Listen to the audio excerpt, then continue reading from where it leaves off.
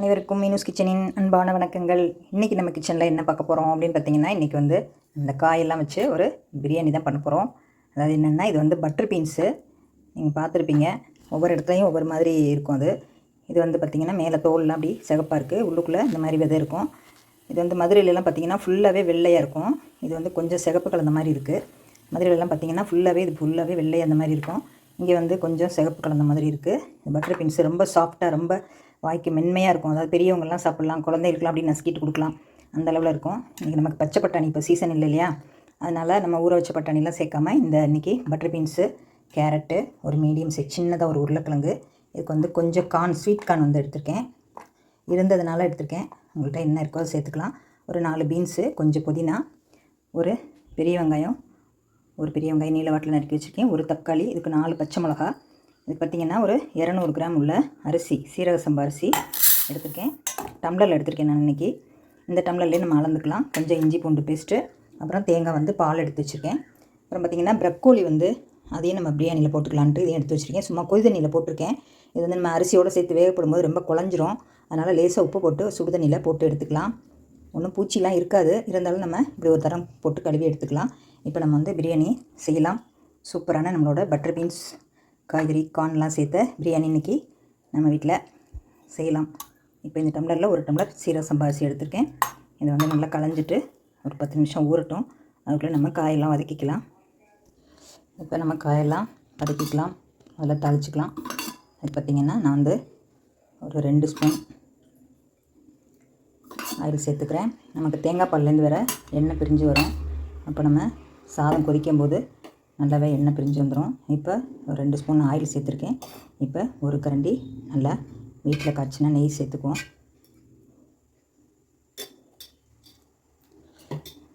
இப்போ தாளிக்கிறதுக்கு பார்த்திங்கன்னா 2 ஏலக்காய், ஒரு துண்டு பட்டை, ஒரு 10 சோம்பு, 2 கிராம்பு, ஒரு அன்னாச்சி பூவோட முக்கு, அந்த ஒரு பெட்டல், அப்புறம் நம்மளோட பிரிஞ்சி இலை, இதை எடுத்துருக்கேன் தாளிக்கிறதுக்கு.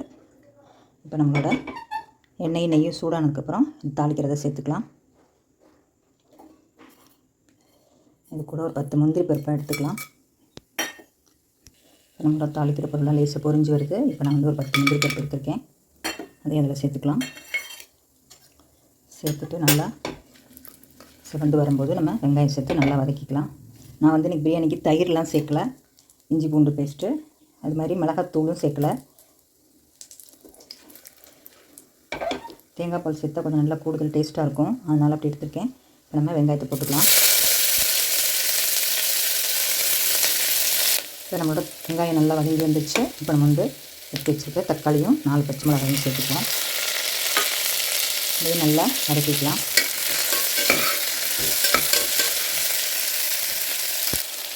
நம்மளோட தக்காளி வதங்குறதுக்கு கொஞ்சம் உப்பு சேர்த்துக்குவோம், ஒரு 1/2 ஸ்பூன் சேர்த்துருக்கேன்.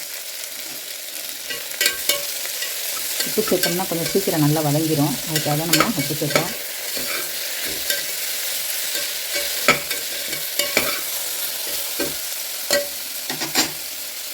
நம்மளோட இஞ்சி பூண்டு பேஸ்ட்டையும் நம்ம சேர்த்துக்கலாம்.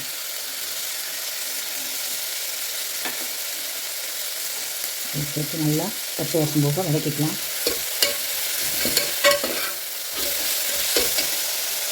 இஞ்சி பூண்டு எல்லாமே நல்லா பச்சை வாசம் போக வதங்கிடுச்சு. இப்போ நம்ம வந்து காயெல்லாம் ரெண்டு ஒன்றா சேர்த்துக்கலாம். பீன்ஸு, இந்த ஸ்வீட் கார்ன், பார்த்திங்கன்னா உருளைக்கிழங்கு, கேரட்டு எல்லாம் ஒரு சின்ன மீடியம் சைஸ் தான் நறுக்கிட்டேன்.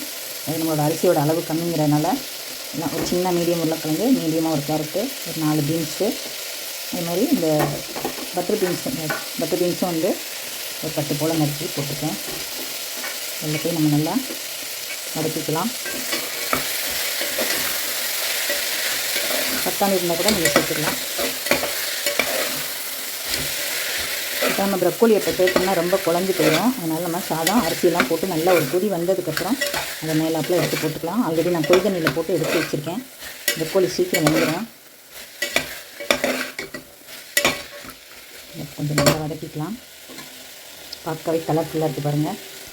இப்போ நம்மளோட அரிசி வந்து நல்லா கழுவிட்டு எடுத்து வச்சுருக்கேன். ரொம்ப களையணுங்கிறது இல்லை. எப்போவுமே பாஸ்மதியோ சீரக சம்பாவோ ஒரு தரம் கழுவுனா போதும். ஏன்னா அதோட இந்த ஸ்மெல் வாசம் வந்து போயிடும் ரொம்ப கழுவிட்டே இருந்தோம்னா. அதனால் ஒரு தரம் இல்லை 2 தரம் கழுவினா கூட போதும். இப்போ அரிசி போட்டு நல்லா கலந்தாச்சு. இப்போ நம்மளோட புதினா இலையும் சேர்த்துக்குவோம்.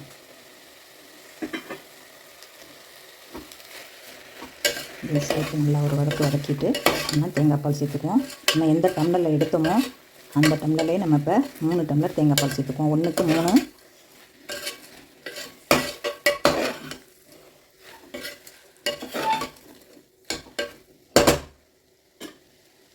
இப்போ நான் இந்த டம்ளரில் தான் எடுத்தேன் அரிசி, பாருங்கள் இந்த டம்ளர் தான் எடுத்தேன். இதில் வந்து இப்போ நம்ம 3 டம்ளர் தேங்காய் பால் சேர்த்துக்கலாம்.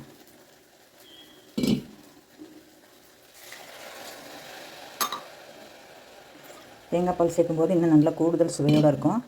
இது வந்து முதல் பால் 2 பால், 2வது பால் 2 சேர்த்து எடுத்து வச்சிட்டேன். தேங்காய் வந்து நல்லா முத்தலாக இருந்தால் உங்களுக்கு பால் நல்லா திக்காக வரும். இப்போ நம்ம 3 டம்ளர் பாலும் சேர்த்து வச்சு நல்லா அடியில் பிடிக்காமல் கொஞ்சம் நேரம் கொதிக்கட்டும். நம்ம அதுக்கப்புறம் பிடிச்சதுக்கப்புறம் பக்கோலி சேர்த்துக்கலாம். இப்போ இதுக்கு கொஞ்சம் உப்பு மட்டும் சேர்த்துருவோம். நல்லா தக்காளிக்கு தான் போட்டோம். அப்புறம் இதில் வந்து ஒரு 1/4 மூடி லெமன் புழிஞ்சு வச்சுருக்கேன், அதையும் இதில் சேர்த்துருவோம். 1 டீஸ்பூன் ஃபுல்லாக இருக்கும். இப்போ நம்மளோட பிரியாணி வந்து கொதிக்க ஆரம்பிச்சிச்சு. நான் வந்து ஒரு 1/2 டீஸ்பூன் வந்து காஷ்மீரி சில்லி சேர்த்துக்கிறேன். வந்து சாதாரண மிளகாத்தூள் சேர்க்கலை, இது கொஞ்சம் கலராக இருக்குமேங்கிறக்காக சேர்த்துருக்கேன். இப்போ நம்ம மூடி போட்டு ஒரு விசில் விட்டு 5 நிமிஷத்தில் இறக்கிடணும். அது வந்து சாதம் கரெக்டான பதத்தில் உங்களுக்கு வெந்திருக்கும்.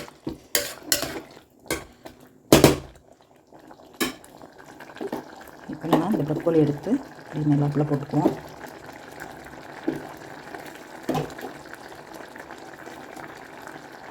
இப்போ நம்ம மூடி போட்டு மூடி வச்சிடலாம். பாருங்கள் ஃப்ரெண்ட்ஸ், நம்மளோட ப்ரக்கோலி பட்டர் பீன்ஸ் வெஜிடபிளோட பிரியாணி சூப்பராக ரெடி ஆயிடுச்சு. இறக்கி வச்சு 2 நிமிஷம் ஆயிடுச்சு. இப்போ பாருங்கள், நம்மளோட ப்ரக்கோலி வந்து குழையாமல் அப்படியே இருக்குது பாருங்கள். இப்போ வந்து இது ரொம்ப மெதுவாக அப்படி ஜென்டிலாக அப்படி வந்து நம்ம கலந்து விடணும். இல்லைன்னா அது வந்து குழஞ்சிரும். இதை வந்து அப்படியே ஒரு ஸ்பூன் வச்சு மெதுவாக எடுத்துக்கலாம். எடுத்துகிட்டு கூட நம்ம அப்புறம் கலந்ததுக்கப்புறம் சேர்த்துக்கலாம். இதோடய சேர்த்து கலந்தோம்னா அப்படியே வந்து குழன்னு ஆகிடும். இப்போ வந்து சாப்பிட்ற பதத்தில் இருக்குது, எடுத்து சாப்பிட்ற மாதிரி நல்லா குழையாமல் இருக்குது பாருங்கள். இப்படி மேலாப்பில் போட்டு வச்சுட்டா நம்ம எடுத்துகிட்டு அப்புறம் கலந்துக்கலாம். சாதத்தை மட்டும் அப்படி கலந்து விடுவோம். நம்மளோட குழையாமல் அப்படி சூப்பரான நம்மளோட வெஜிடபிள் பிரியாணி சூப்பராக ரெடி ஆயிடுச்சு. நீங்களும் இந்த மாதிரி பட்டர் பீன்ஸ் ப்ரக்கோலி வச்சு செஞ்சு பாருங்கள். எப்போவுமே நம்ம கேரட் பீன்ஸ் பட்டாணி அந்த மாதிரிலாம் போட்டு செய்வோம். ஏன்னா வெஜிடபிள் பிரியாணினாலே பட்டாணி இல்லாமல் அந்த லுக்கு தெரியாது. இந்த மாதிரி நீங்கள் செஞ்சு பாருங்கள். என்ன காய் இருக்கோ அந்த மாதிரி சேர்த்துக்கலாம். ஸோ வந்து நம்ம இதை கலந்து விட்டுடலாம். அடியில் அப்படி கொடுத்து அப்படி மெதுவாக அப்படி கிளம்பி விட்டிங்கன்னா அப்படி நல்லா சூப்பராக பூ போல் அப்படி வந்துடும். சூடாக இருக்கும்போது எப்போவுமே கிளறணும்னா குழஞ்ச மாதிரி வரும். கொஞ்சம் ஆறுனதுக்கப்புறம் இப்போ பார்த்தாலே உங்களுக்கே தெரியும் சாதம் வந்து நல்லா உதிரியாக இருக்குது.